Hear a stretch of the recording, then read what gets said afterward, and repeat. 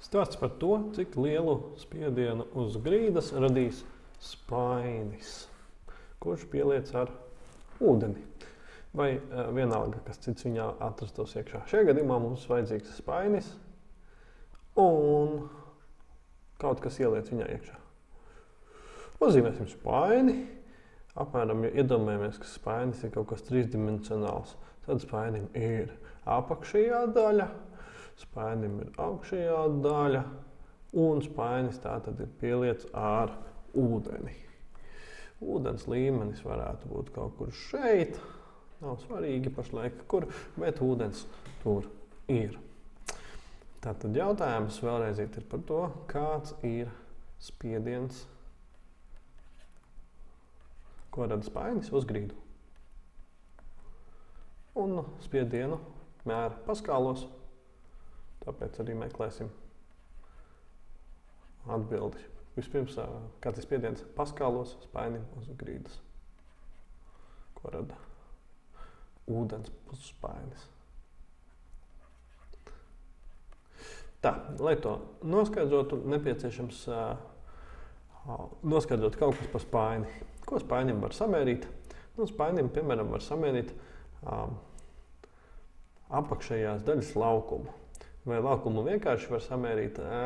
Tas ir ģeometrisks jautājums šajā brīdī, bet pieņemsim, ka spainis ir apaļš, un tad spaiņa apakšējā daļa ir apaļa, un mums, piemēram, ir zināms spaiņa diametrs.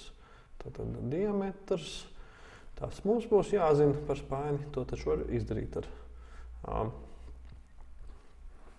šo te lineālu, piemēram. Un tad vēl spainim droši vien ir pašam kaut kāda masa. Spainim ir masa. Spainim. Un arī ūdenim ir masa. Ar instrumentu, kuru sauc par svariem, lai cik dīvaini tas nebūtu, bet masu varam noteikt gan spainim, gan arī atsevišķi. Bet, piemēram, ja mums ir zināms nevis ūdens masa, kas ir salieta spainī, bet gan ūdens tilpums litros, litri tilpums ūdenim, tad izrādās, ka izmantojot šo te informāciju, gandrīz var aprēķināt arī, cik lielu spiedienu uz grīdas rada spainis. Vēl mums jāsaprot, vai tas ir saldūdens vai sāsūdens, kas ir ielietas spainī, jo ūdenim ir atšķirīgi blīvumi.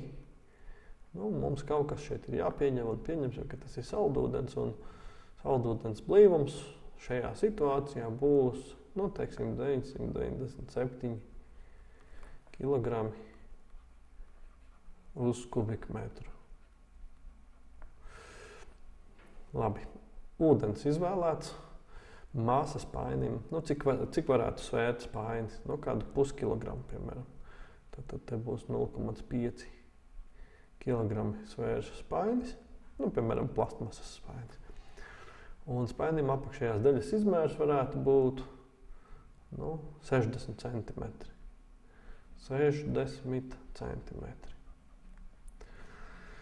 Vēl paliek tilpums, un tilpumu pieņemsim, ka mēs esam ielējuši spainī.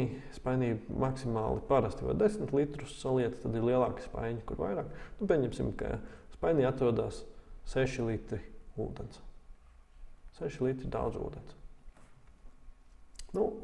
Samērot vai zinot šādus te lielumus, mēs varam reāli arī atrast, cik tad ļoti spiež šis te spainis uz grīdas.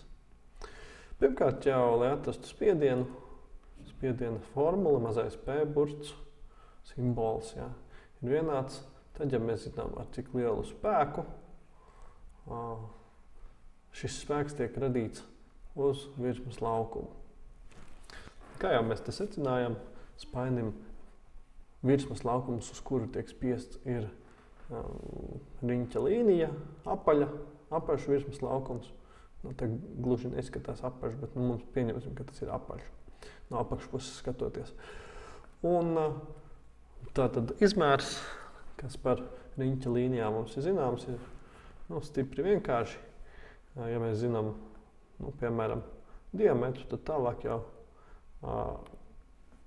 visas pārējās lietas par riņķa līniju, riņķa līnijas laukumu, riņķa līnijas apkārtmēru mēs jau varam noskaidrot. Tātad laukums šajā brīdī, uz kuru tiks spiests, ir vienāds 2πr vai πr kvadrātā. Kura no šīm formulām ir īstā priekš laukuma? πr kvadrātā. Kā to viegli atcerēties, ka šī ir tieši formula laukumam pēc mērvienībām. Mēs taču laukumu mēram kvadrātmetros, vai ne?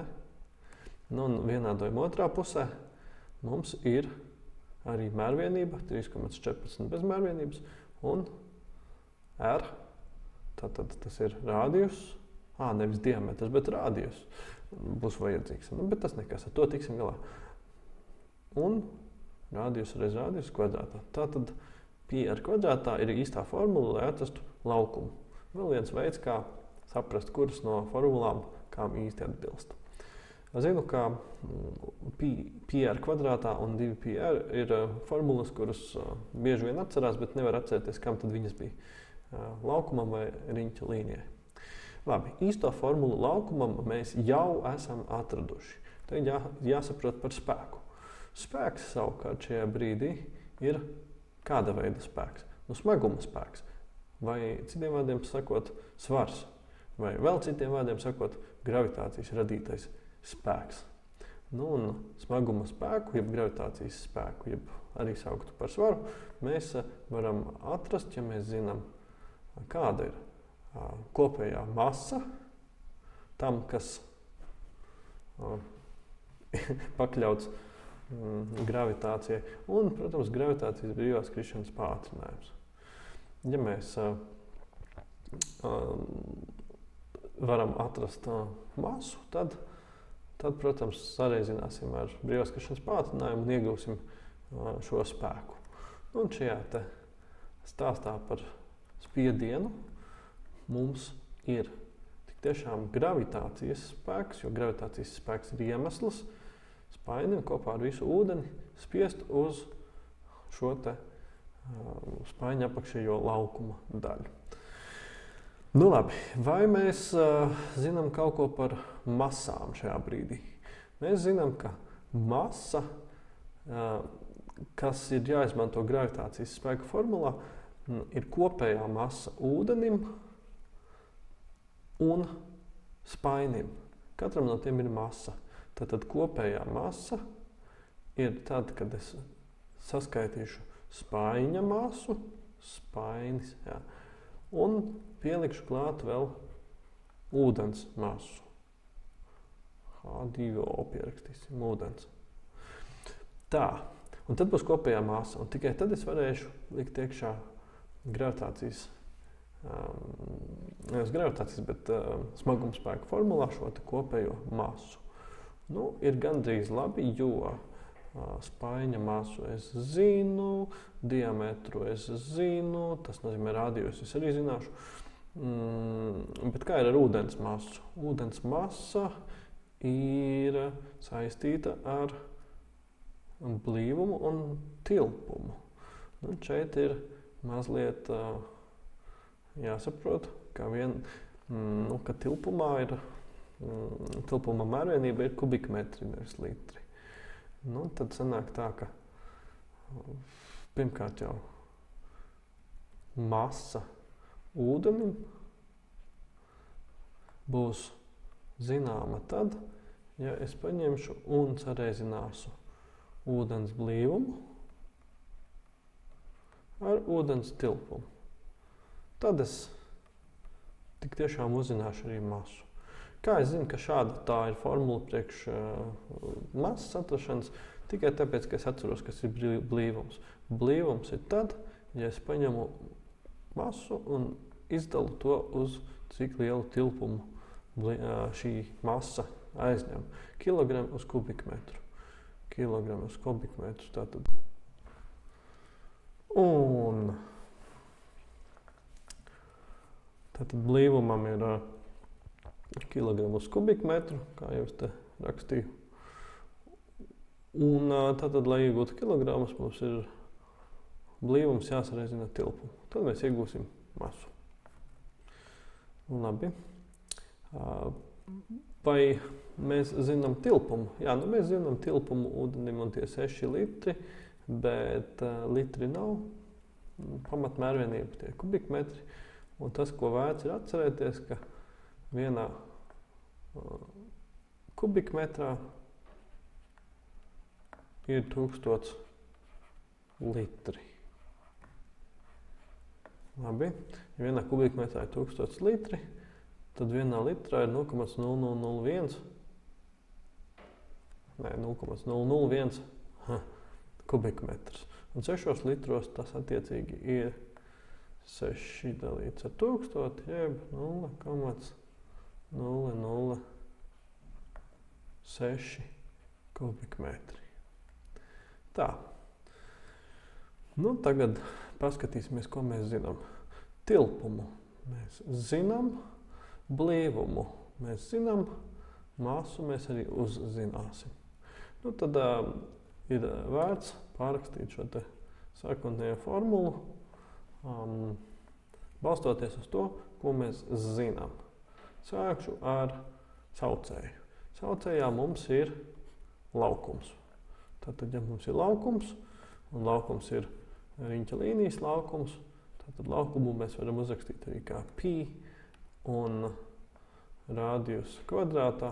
Radius ir diametrs uz pusēm, to vēlāk pārrakstīsim reizinājumu. Savukārt skaitītājā uzrakstīsim, ka tās ir kopējās masas, spaiņa un ūdens. Kopējās masas reizinājums ar brīvās krišanas pātrinājumu. Labi, paturpinam un uzrakstam bišķiņ precīzāk skaitītāju un saucēju. Tātad, ja es zinu, ka radius ir viena puse no diametra, un diametrs dalīts ar 2, tad radius kvadrātā būs diametrs kvadrātā dalīts ar 2.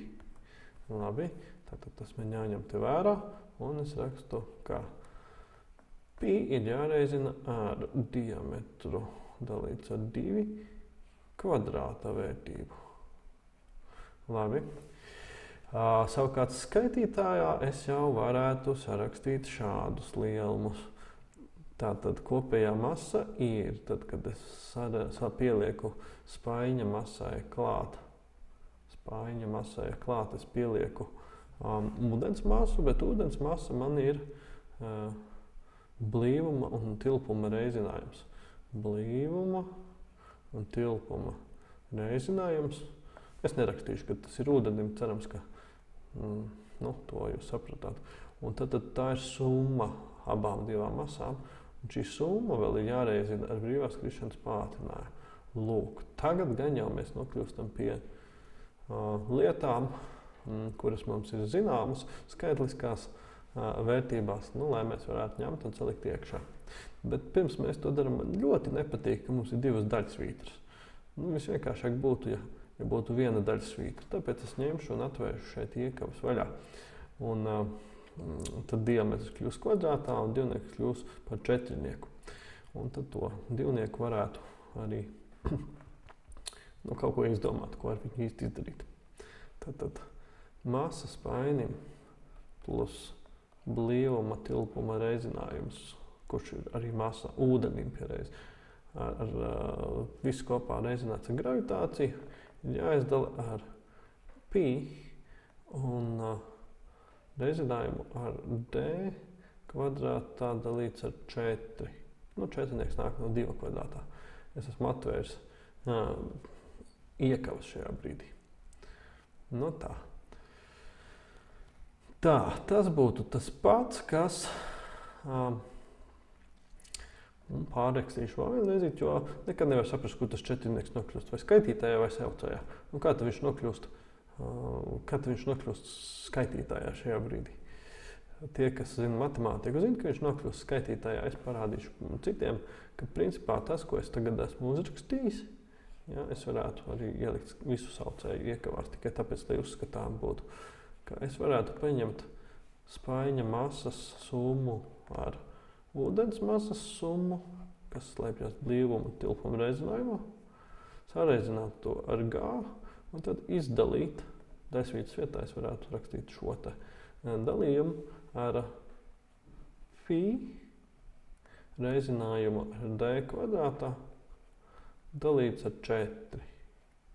Un no matemātikas, neatceros, 3. vai 4. klasē, kad mācīja dalīt un daļskaitļus, tad vienmēr daļu var uzrakstīt arī kā reizinājumu. Un tad viss, kas jādara, ir jāapgriež daļa. Tad sanāk tā, ka es atstāju skaitītāju, kuru es pirmīt nonesu lejā. Pirms daļas kā spaiņa masas un ūdens masas summu reizinātu ar brīvās skriešanas pātrinājumu un reizinātu ar 4 un tad izdalītu ar phi un diametra kvadrāta reizinājumu. Ja es te arī uzceļu apakaļ šo te pirmo daļu spaiņa un ūdens masas summu reizinājumu ar G, brīvās skriešanas pātrinājumu atpakaļ uz daļsvītas, tad mēs iegūstam gala formulu, lai atrastu kopējo spiedienu, kādu tad tas spainis rada uz grīdas. Ar spiedienu mēs sākām, ar spiedienu mēs pabeidzām. Tad vēlreiz tāds maziņš kopsavilkums. Kas mums ir? Meklējām spiedienu. Meklējām. Redzējām, ka spiediens ir spēka un laukuma attiecība. Secinājām, ka spēks ir gravitācijas spēks, ir svars, kas spiež uz spaiņa laukumu. Sapratām, ka spaiņa laukums ir apaļš, un apaļām lietām ir labas formulas, kur atliek tikai zināt rādījus vai diametru. Savukārt par spēku mēs secinājām, ka vajag mums kopējo masu spainim un ūdenim sareizināt ar brīvās krišanas paātrinājumu. Tāpēc atsevišķi mēs te saskaitījām masu šim te spainim, un secinājām, ka masa ūdenim mums nav, bet mēs zinām ūdens blīvumu un tilpumu, un zinot, ka tie sareizinot savā starpā iedod masu, izmantojot šo sakarību, mūsu skaitītājs ir nosacīts sakārtots. Tad mēs skaitītājā, bet saucējā apskatāmies, ka mums rādījus vietā vajag diametru, secinājām, ka diametrs ir jādala ar 2 un tikai tad jāceļ kvadrātā, tāpēc, ka no rādījus lai dabūtu rādījusu, diametrs jādala 2, un lai dabūtu rādījusu kvadrātā, šis diametrs dalīts ar 2 jāceļ kvadrātā. Un tad bonusiņā es secināju, ka man ir 2 daļsvītras, kas man diezko nepatīk, un tas, ko es vēlējos, es gribēju šo te 2 kvadrātā pēc atvērtām iekavām uzcelt augšā uz skaitītāju. To es te apmēram parādīju, kā matemātiski korekti to izdarīt, un beigās atcerējos, kāpēc es to visu daru. Tāpēc, ka es meklēju spiedienu.